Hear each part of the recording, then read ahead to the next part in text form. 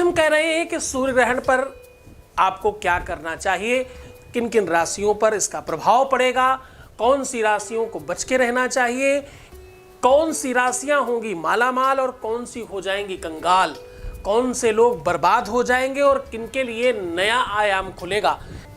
सूर्य ग्रहण और चंद्र ग्रहण दो प्रकार के ग्रहण होते हैं। आध्यात्मिक पटकथाओं के आधार पर, शास्त्रों के आधार पर इसकी कथा है कि जब समुद्र मंथन हुआ, समुद्र मंथनम कृत्वा हरेह लक्ष्मी हरे विषम भाग्यम फलति सर्वत्र न च विद्या न च पौरुषम। कहते कि समुद्र का मंथन हुआ, उसमें से नाना प्रकार की चीजें निकली, उसमें से एक स्पेशल पदार्थ निकला जिसका नाम था अमृत, जिसके लिए समुद्र मंथन किया जा रहा था। अमृत को लेकर के युद्ध हुआ। बीच बराव करने के लिए भगवान विष्णु ने मोहिनी का रूप बना करके दोनों को बराबर बराबर अमृत पिलाने की बात अपने हाथ में ले ली।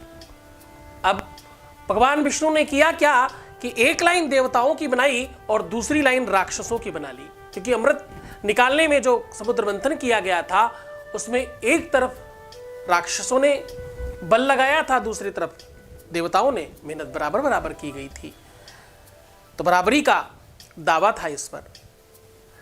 अब भगवान विष्णु ने किया, एक तरफ देवताओं को एक तरफ राक्षसों को बिठा करके जब देवताओं को पिलाते तो अमृत पिलाते, जब दूसरी तरफ घूमते तो मदिरा लेकर के बाकियों को पिलाना शुरू कर देते।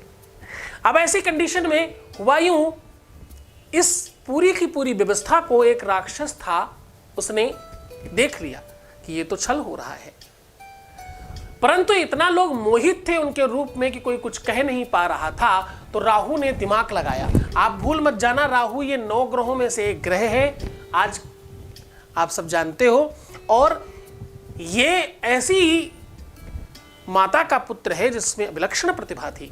ये सिंहिका का पुत्र है। सिंहिका कौन? सिंहिका वो जिसको हनुमान जी ने लंका पार करते समय नष्ट किया था। उसकी ताकत पता कितनी थी? उसकी ये ताकत थी कि जिसको चाहे परछाई पकड़ के रोक ले, उसकी छाया, उसका प्रतिबिंब पकड़ के रोक लेने की क्षमता थी। जीव जंतु जे गगन उड़ाई, जल बिलो की तीनू कर परछाई। बोले वो परछाई पकड़कर रोकने की क्षमता रखती थी। हनुमान जी के साथ भी उसने वैसा ही किया, हनुमान जी को भी रोक लिया। इतने बड़े जो महाबली हैं, जो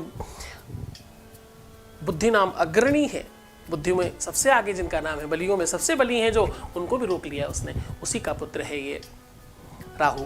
इसने छल से सूर्य और चंद्रमा के बीच में जाकर बैठ गया और इसने भी अमृत चख लिया। अब जब इसने अमृत हाथ में ले लिया, उसके बाद सूर्य और चंद्रमा ने कहा कि ये तो राक्षस है। तब तक ये पान कर चुका था। अब क्योंकि पान कर गया, अमृत इसने पी लिया, तो कुछ मुंह में और कुछ कंठ में और कुछ उदर में अमृत उतर गया था।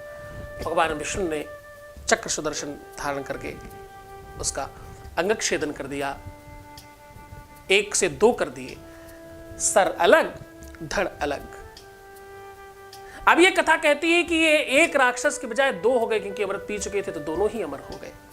देवताओं के बीच में बैठ चुके थे, इसलिए इनको 9 ग्रहों में स्थान देना पड़ा, अमर हो गए थे, देवता बन चुके थे ये। और कहते हैं प्याज और लहसुन उसी अमृत का पाठ है। आपको बता रहे हैं कि सूर्य ग्रहण, आप भूल मत जाएं, हम बात कर रहे हैं सूर्य ग्रहण की। सूर्य ग्रहण कब है, किन किन राशियों पर क्या प्रभाव पड़ता है, इसकी क्या कथा है, इसकी क्या मान्यता है, इसकी क्या पौराणिक मान्यता है, उन सारी बातों पर आपसे बात कर रहे हैं। तो 2 हो जाने के बाद इनको 9 ग्रहों में सम्मिलित किया गया, क्योंकि सूर्य और चंद्रमा ने इनको बताया था। इसलिए साल में जब भी उसे मौका मिलता है तो सूर्य और चंद्रमा को वो कष्ट देता है, ग्रसित करता है, घेरता है, आकर के दंड देता है। तो सूर्य और चंद्रमा पीड़ित होते हैं, इसलिए इनकी राशियों पर बहुत प्रभाव पड़ता है। चंद्रमा की राशि कर्क है, सूर्य की राशि सिंह है। ये दोनों ही राशियां और दोनों ही लग्नें, दोनों ही ग्रह बहुत पीड़ित होते हैं।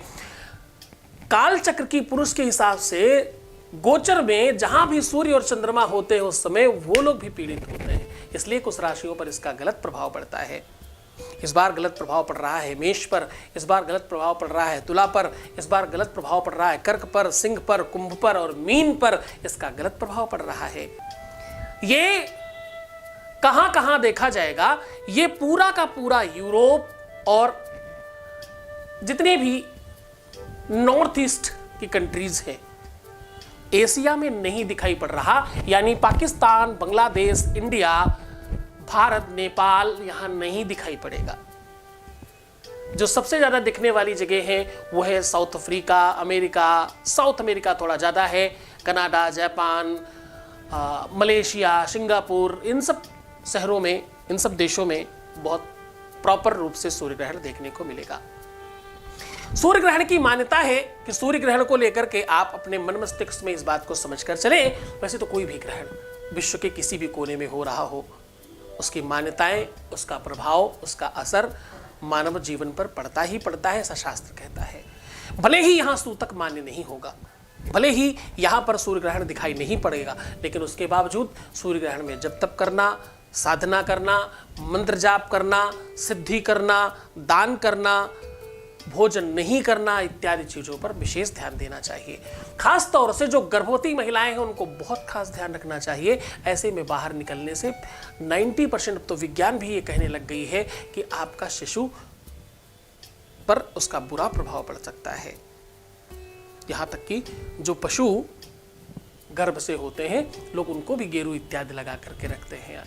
ऐसी कंडीशन में जिन राशियों पर बुरा प्रभाव है उनके लिए भी, और जिनके ऊपर अच्छा प्रभाव है उनके लिए भी बहुत खास तौर से ओम नमो भगवते वासुदेवाय, ओम नमः शिवाय या ओम गम गणपतये नमः का जाप करना बहुत आवश्यक है। जो भी तुम्हारा इष्ट हो, जिसको तुम बहुत श्रद्धा विश्वास से मानते हो, जिसके प्रति तुम्हारी श्रद्धा और विश्वास और निरंतरता हो, अगर आप अपने जीवन में प्रेम चाहते हो, अपना दाम्पतिक जीवन ठीक रखना चाहते हो, अपना रिलेशनशिप बहुत बढ़िया बनाना चाहते हो, अगर आप चाहते हो कि आपके झगड़े खत्म हो जाएं, आपके रिश्ते ठीक रहें, अगर आप चाहते हो कि ये सारी की सारी चीजें सुव्यवस्थित रहें, तो सूर्य ग्रहण समाप्त होने के बाद 15 को प्रातः धान का दान करें किसी स्वीपर इत्यादि को, किसी सफाई कर्मचारी को। हाँ, इसके साथ साथ अगर मंदिर में जाकर के सीधा और घी का दान किया जाए तो आपके बुरे कर्मों का प्रभाव समाप्त हो जाता है और आपके जीवन में रिलेशंस बहुत बढ़िया चलते हैं। आपके जीवन में वैभव बढ़ता है, संपत्ति बढ़ती है, धन बढ़ता है,